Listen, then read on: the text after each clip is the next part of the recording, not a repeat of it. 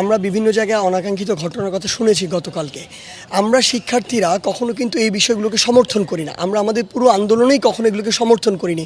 Even আমরা যখন শুনেছি যে আমাদের মিডিয়া কর্মী ভাই বোনদের উপরে হামলা হয়েছে, তাদের গাড়িতে হামলা হয়েছে, আমরা স্পষ্টভাবে এগুলোর জায়গাতে আমাদের জায়গা থেকে প্রতিবাদ জানিয়েছি, কারণ কখনো আমরা এগুলো সমর্থন করি না।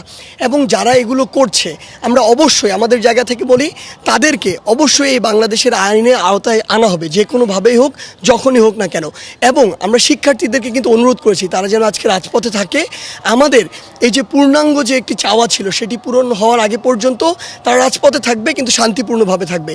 তাদের জায়গা থেকে যেন একটি ঢিলও ছড়ানো হয়, বরং কেউ যদি এই অপ্রীতিকর ঘটনাগুলো ঘটানোর চেষ্টা পর্যন্ত করে তাদেরকে যেন সর্বোচ্চ প্রতিরোধ করা হয়।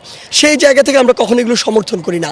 আরেকটি বিষয় উল্লেখ করি যে আজকে আপনি ইতিমধ্যেই জানবেন যে আমাদের যে অন্তর্বর্তীকালীন যে সরকার, সেই সরকারের আমরা প্রধান উপদেষ্টা হিসেবে প্রফেসর ডক্টর মোহাম্মদ ইউনূস তিনি সম্মতি দান করেছেন।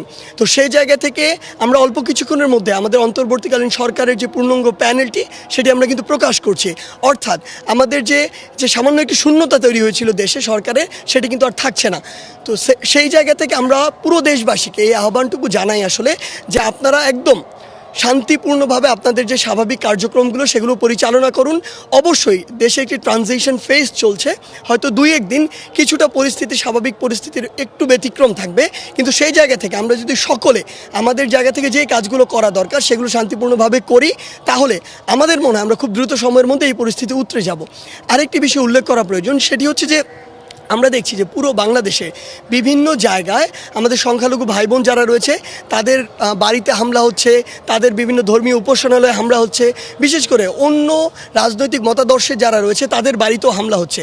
সো এই জায়গাটি আমরা স্পষ্টভাবে একটি কথা বলতে চাই, ছাত্র সমাজ যে আন্দোলন করেছে, এই আন্দোলন কোনো নির্যাতকের বিরুদ্ধে নয়। এই আন্দোলনটি হচ্ছে নির্যাতন যে প্রথাটি রয়েছে, সিস্টেমটি রয়েছে, সেটির বিরুদ্ধে। একজন নির্যাতক গিয়েছে, আরেকজনে সে বসবে, এটা আমরা কখনো হতে দিব না, এটা আমরা কখনো সমর্থনও করি না। সেই জায়গা থেকে কেউ যদি এই অপচেষ্টাগুলো করে, সবগুলো রিপোর্টই আপনাদের মাধ্যমে আমরা জানতে পারছি, তাদের বিরুদ্ধে যেই ব্যবস্থা নেওয়ার আমরা সেই ব্যবস্থাটি নিব। এবং আরেকটি জায়গা আমাদের জায়গা থেকে স্পষ্ট করি, সেটি হচ্ছে আমরা আমাদের জায়গা থেকে এটি জানিয়ে দিতে চাই যে ছাত্র সমাজ খুব দ্রুত সময়ের মধ্যে বাংলাদেশে আমাদের এই অন্তর্বর্তীকালীন যে সরকার, সেই সরকারের কাছে এই দাবিটি জানাবে যে খুব দ্রুততম সময়ে যেন বাংলাদেশে একটি নির্বাচন অনুষ্ঠিত হয় এবং জনগণের রায়ে যারা নির্বাচিত হবে তাদের মাধ্যমে বাংলাদেশে আবার ভোটাধিকার এই যে প্রয়োগের সুযোগটি সেটি তৈরি হবে এবং জনগণের রায়ে তাদের যে জনপ্রতিনিধি হবে তাদের মাধ্যমে আবার দেশ চলবে।